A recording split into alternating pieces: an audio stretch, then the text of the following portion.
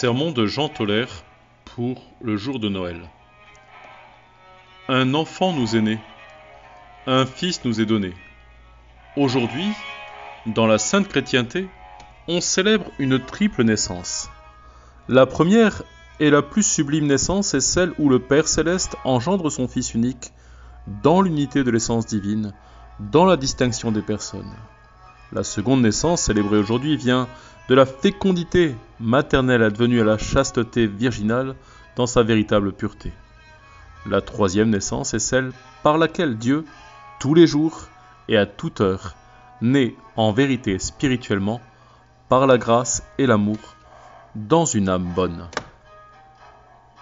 La naissance du Fils en nous. Dans cette naissance, Dieu se donne à l'âme et vient lui appartenir à un point tel que rien ne lui a jamais été en si intime possession. Le texte ne nous dit pas un enfant nous est né, mais un fils nous est donné. Il est nôtre, tout à fait nôtre, nôtre plus que tout autre bien. Il naît à chaque instant et sans cesse en nous. Dieu veut se partager.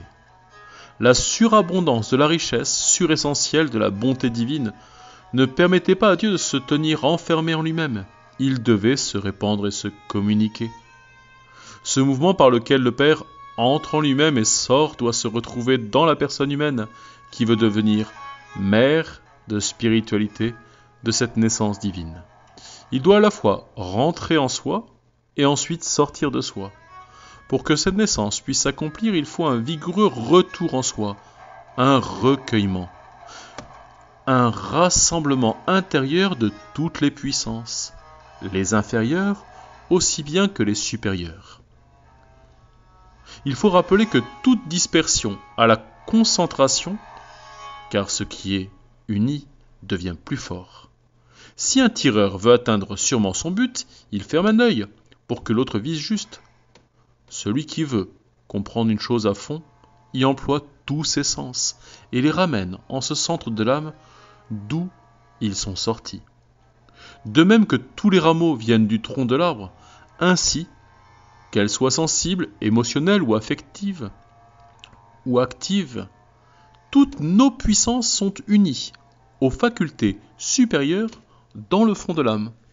Voilà ce qu'est l'entrée en nous-mêmes. L'âme a trois nobles puissances qui en font véritablement une image de la Trinité sainte. La mémoire, l'intelligence et la volonté libre. Grâce à ces puissances, l'âme est capable de saisir Dieu, d'en être impressionnée, de telle sorte qu'elle peut recevoir tout ce que Dieu est, possède et peut donner. C'est ainsi qu'elle regarde déjà dans l'éternité. Car l'âme est entre le temps et l'éternité. Par ses facultés supérieures, elle appartient à l'éternité. Par sa partie intérieure, par ses facultés sensibles ou animales, elle appartient au temps. Mais actuellement, l'âme se répand dans le temps et les choses temporelles, aussi bien par les facultés spirituelles supérieures que par les inférieures. La raison en est dans l'étroite union de ces facultés. Cette union rend la dispersion si facile que l'âme est toujours prête et disposée à se répandre entièrement dans les choses sensibles, et qu'elle se détourne ainsi des réalités éternelles. Alors que l'on était en plein silence, que toute chose était dans le plus grand calme, que la nuit était au milieu de son cours, c'est alors, Seigneur, que de ton trône royal descendit la parole toute puissante, le Verbe éternel sortant du cœur de son Père. C'est au milieu de ce silence, au moment même où toutes les choses se taisent profondément et où le vrai silence règne, c'est alors qu'on entend en vérité ce Verbe, cette parole. Car si tu veux que Dieu parle, il faut te taire. Dieu doit-il entrer? Toutes choses doivent sortir. On dit communément que l'enfant est élevé en foyer clos et au dehors comme un veau. Ce proverbe se vérifie ici.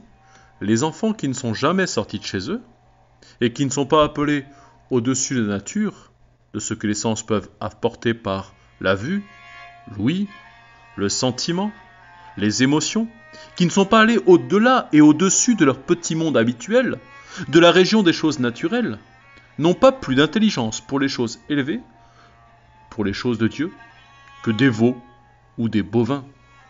Leur fond intérieur est comme une mine de fer, où ne pénètre jamais un rayon de lumière.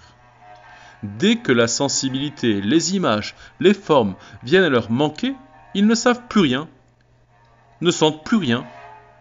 Ils sont encore chez eux. C'est pourquoi ils ne sentent pas la naissance dont nous parlons aujourd'hui.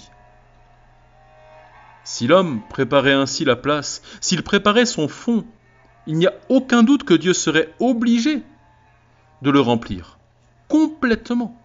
Sinon le ciel se romprait plutôt que de remplir le vide. Mais Dieu peut encore beaucoup moins laisser les choses vides. Ce serait contraire à sa nature et contraire à sa justice. C'est pourquoi tu dois te taire, trouver le silence. Alors, le verbe, la parole de cette naissance pourra être prononcé en toi, et tu pourras l'entendre. Mais sois bien sûr que si tu veux parler, lui doit se taire. On ne peut mieux servir la parole qu'en se taisant et en écoutant.